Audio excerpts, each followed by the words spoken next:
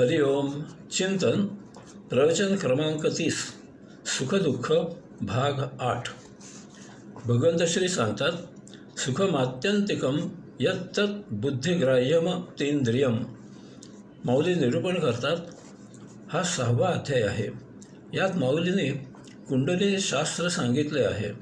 त्याचा संदर्भ देत माऊली सांगतात, विशिष्ट प्रकारे आसनस्थ होऊन कुंडलिनी जागृत झाली की इंद्रियांचा निग्रह होतो, ती अंतर्मुख होतात.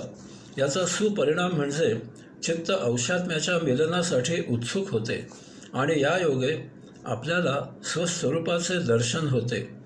आपली आपल्याला भेट होते. ते आत्मतत्व मीच आहे हे परमज्ञान होते.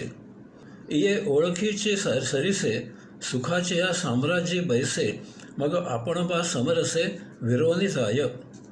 या योगे चित्त आत्मसान्निध्यात परमसुखाच्या म्हणजे परमानंदाच्या साम्राज्यात स्थिर होते. ते औषात्म्याशी एकरूप होते. आत्ममिलनामध्ये एकमेव अडथळा असलेले चित्त आत्मसमर्पित झाले की सहज योग प्राप्त होतो. जीवाचे औषात्म्याशी मिलनायोगे परमधामी यात्रा मार्गस्थ होते. भगवंत श्री पुढे सांगतात, यस्मिन् स्थितो न दुःखेन गुरुनापि विचार्यते. माऊली निरूपण करतात, मग मेरूपासूनी थोरे देह सुखाचेनी डोंगरे, दाटीचे जो पडीभरे चित्त न जटे. आत्ममग्न स्थिती प्राप्त झाल्यावर अशाच्या अंगावर जरी मेरू पर्वतापेक्षाही मोठे संकट कोसळले तरी त्यामुळे त्याचे चित्त त्या भाराने दबले जात नाही. तो स्वसान्निध्यापासून ढळत नाही. त्याला देहाची आठवणही राहत नाही. देहभाव पूर्णपणे विस्मृतीत गेलेला असतो. भगवंत श्री पुढे सांगतात, तम विद्यात दुःख संयोग वियोगम योग संज्ञितम. माऊली निरूपण करतात, जया सुखाची या गोडी मन आरतीची सेची सोडी, संसाराची या तोंडी गुंतले जे. जे मन संसारामध्ये गुरफटून गेलेले होते त्या मनाला संसार सुखाशिवाय चैन पडत नव्हते. त्याच मनाला आता स्वसान्निध्यात प्राप्त झालेल्या आत्मसौख्यामुळे कसल्याही इच्छा राहत नाहीत. वरील या तिन्ही श्लोकांचे तात्पर्य असे आहे की माऊलीने या 6व्या अध्यायात विशद केलेले ध्यानासन साध्य झाल्यावर कुंडलिनी जागृत होते.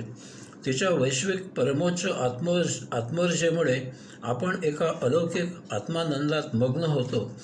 ते इतके आनंददायी असते की यामधून आता आपण कधीही व्युत्थान होऊच शकत नाही.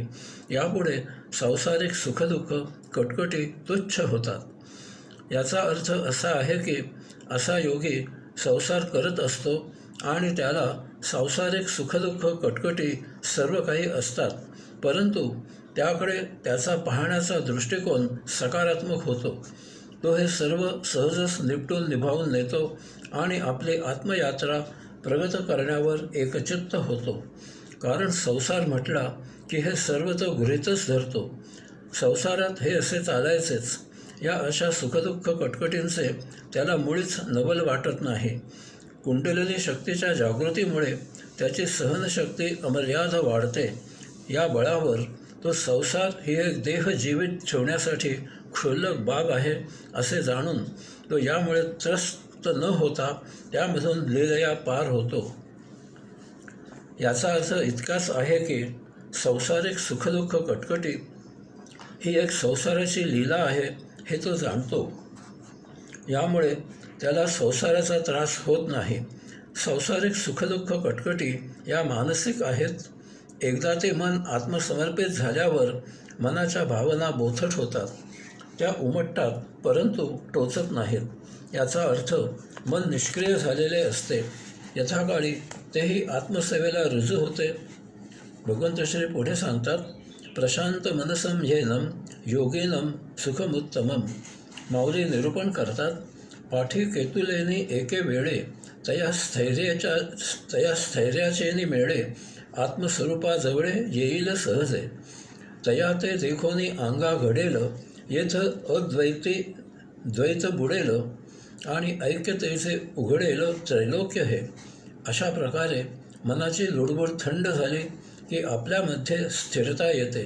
कारण उचापती करणारे एकमेव कारण असलेले मनच प्रशांत झालेले असते. आत्मसान्निध्यामुळे आत्म्याच्या सेवेला रुजू झालेले मन आत्मस्वरूपामध्ये समर्पित होते. या योगे आता अंशात्मा आणि आत्मपरब्रह्मात्मा यांचे ऐक्य साध्य होते आणि संपूर्ण विश्व व्यापून घेणारा महादिव्य परमतेजःपुंज, महाधवल परंतु महापरमशीतल असा प्रकाश सर्व बाजूने आपले इवलेसे स्पंदन व्यापून घेरून घेतो. भगवंत श्री पुढे सांगतात, सुखेन ब्रह्मसंस्पर्श मुत्यंतम सुखमश्नुते. माऊली निरूपण करतात, या सोपिया योगस्थिती उकलू देखिला गा बहुती, संकल्पाची या संपत्ती रुसोनिया. ते सुखाचेने सांगाते, आले परब्रह्मा आतयते. मन नेहमी काही ना काहीतरी भौतिक भोगापवर्गतेचे संकल्प करत असते. परंतु आता या अशा सोप्या योगक्रियेने योगस्थित होऊन आत्मपरब्रह्मात समर्पित झाल्यावर ते आत्ममिलनाचा महाआनंद घेऊ लागते. अशा प्रकारे असे योगी ब्रह्मानंदात स्थिर होतात. माऊली दृष्टांत देतात की जे मीठ पाण्यात घातले की विरघळते, तसा हा योगी आत्मपरब्रह्मात विरघळून एकरूप होतो. 84 लक्ष योनींच्या संपूर्ण विश्वयात्रेचे मावंदे घातले जाते. ज्या वैश्विक यात्रेचा संकल्प केला होता तो सुफळ संपूर्ण होतो. भगवंत श्री पुढे सांगतात, सुखम वा यदि वा दुःखम स योगी परमो मतः. माऊली निरूपण करतात, हे सम विषम भाव आणि काही विचित्र जे सर्व, ते मानी जैसे अवयव आपुले होती. हे एकैक काय सांगावे, जया त्रैलोक्याची या आघवे, मी ऐसे स्वभावे बोधा आले. येथे पदोपदी द्वंद्व प्रत्ययास येते, कारण द्वंद्व हा वैश्विक नियम आहे. तराजूसारखा संपूर्ण विश्वात समतोल राखण्यासाठी येथे परस्पर विरुद्ध असे दोन्ही निर्माण व्हावे लागते. निर्माण होत राहते, निर्माण करावे लागते.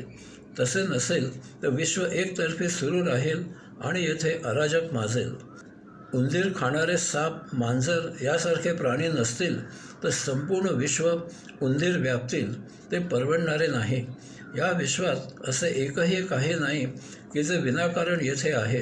येथील प्रत्येक गोष्ट, वस्तू काही ना काही कारणाने अस्तित्वात आहे.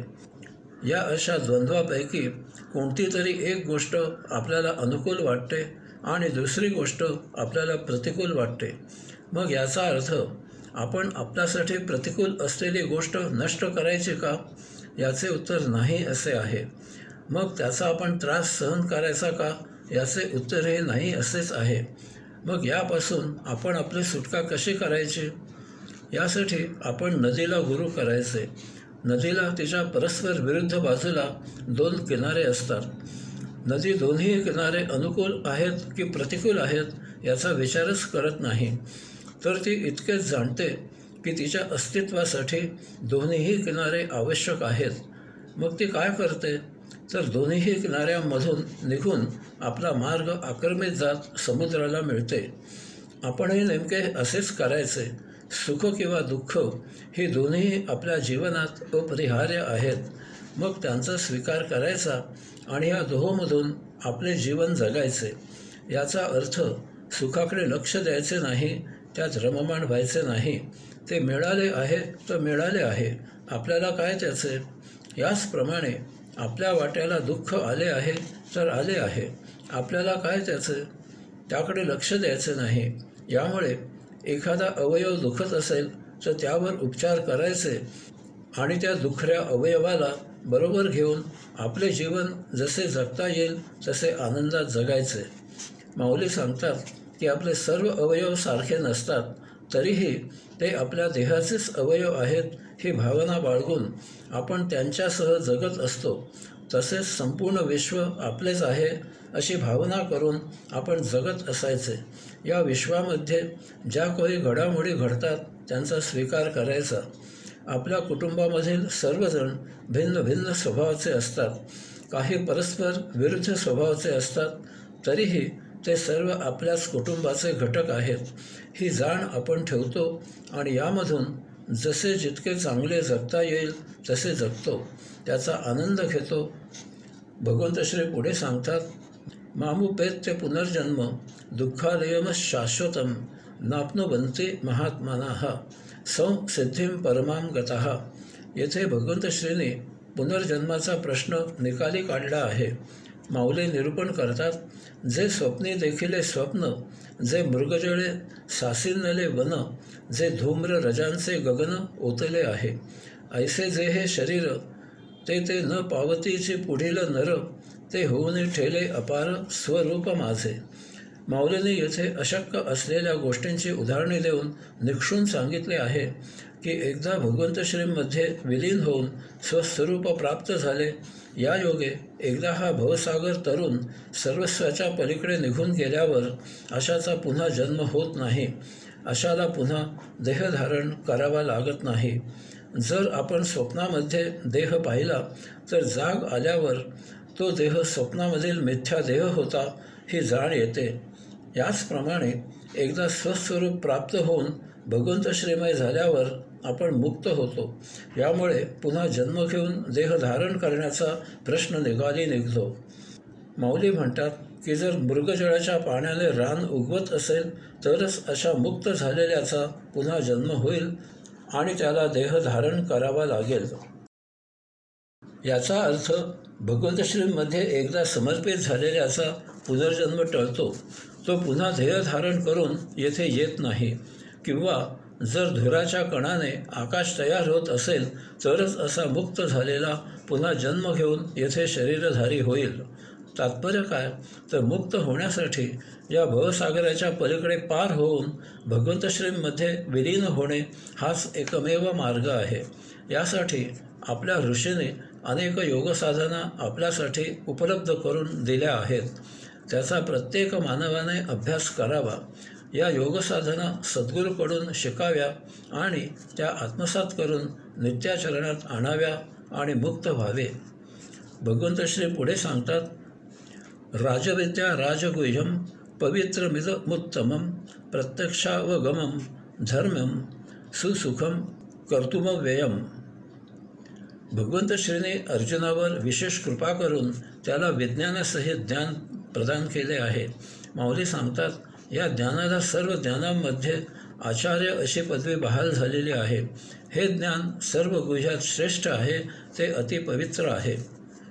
आणि धर्माचे निजधाम तेवेची उत्तमाचे उत्तम, पै जया येता नाही काम जन्मांतराचे. हे ज्ञान सर्व धर्मांचे मूलभूत स्थान आहे.